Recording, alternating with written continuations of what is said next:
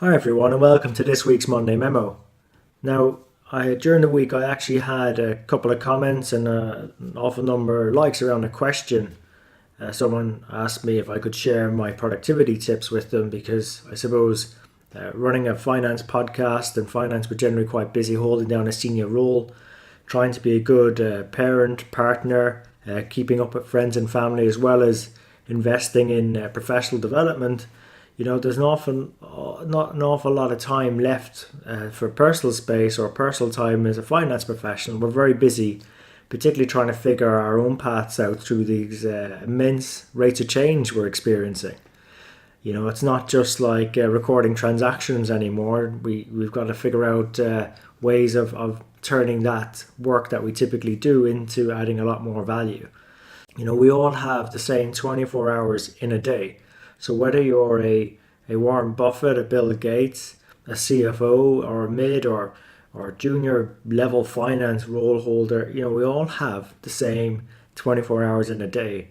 And one of the things I do, which not a lot of people do I notice to get time back, the main thing I do is actually treat my email like snail mail. For those of you who grew up with the mail service, I spent part of my life growing up in London.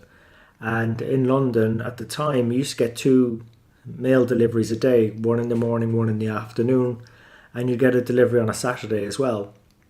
And actually, I take a very similar approach to my email. I actually only check my email twice a day for an hour max around lunchtime, around 12 o'clock. And I also check it again at 4 p.m. For probably half an hour. And that means I'm not really responding to emails as they come in that are urgent. Even if they're urgent, I won't respond to them because I'm simply not looking at them. So when I come into the office in the morning or pick up my work in the morning, I know what I'm executing on. I'm not waiting to be distracted by an email that might have come in overnight. I do a global role, so things do come in overnight.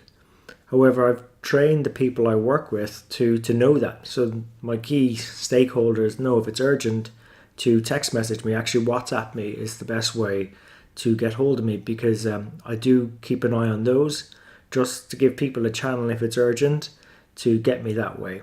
And so I'm really giving them the power to tell me if it's urgent or not, because if it is, they'll make the effort to text message me rather than CC me on a mail or something like that. And to reinforce this, I have an autoresponder that's permanently on. It's like I'm permanently out of the office.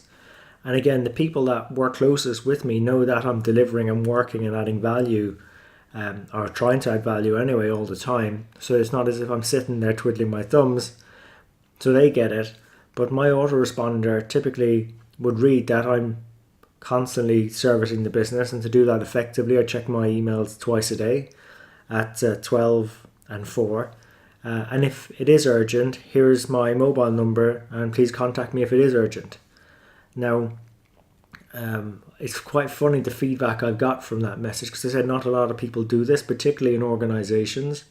I do feel to earn the right to do that, you probably should be adding value. So I wouldn't do it if that's sort of questionable or people can't see the tangible value you're offering. But let's say that you are, because again, these approaches aren't for everyone. I was just asked, what do I do? I've had different feedback. I know some senior executives don't like that because it gives the impression that, I'm more important than they are in some way, or that their time is not as valuable as mine. No, I treat everyone exactly the same. In terms of how I filter my reading of email messages. It's at 12 at 4. It doesn't discriminate between politics or whatever. So I don't think they like me pushing back on them. I think that's what it is. And then you get some younger analysts that say, oh, I'm just not brave to do that. And I said, have you not tried? I said, no, I think it'd be really career limiting. And I challenge that and I'd say, hang on a sec. Most of your contemporaries are probably there busy in finances, particularly when you start out, reacting to every single email that's coming in, not probably putting their best thinking behind it because they're reacting and just keeping going. So if you want to distinguish yourself, it could be one method to try. I'm not saying try because each of us, as I said, is different. This is something that you could trial to see if it works for you. And if it does, stick with it. If it doesn't, just go back to the way everyone else seems to be doing, which is reacting to everything that's coming to your inbox without really thinking it through or having a system for dealing with it. And I think that's just my system. So I just encourage everyone to be very mindful and appreciate, be mindful and appreciate how you're dealing with your emails as they're coming into your inbox. So look, I hope you found that tip useful. It's just something that works for me. And if you did, give it a go and let us know how you get on, good, bad or indifferent. And don't forget, please let all your friends and colleagues know about the show. We're on all the major platforms. They can subscribe at SoundCloud, iTunes, Stitcher and YouTube. And look, really appreciate you investing your time with us today. So until next time, take care of yourselves and let's keep on building our strength in the numbers.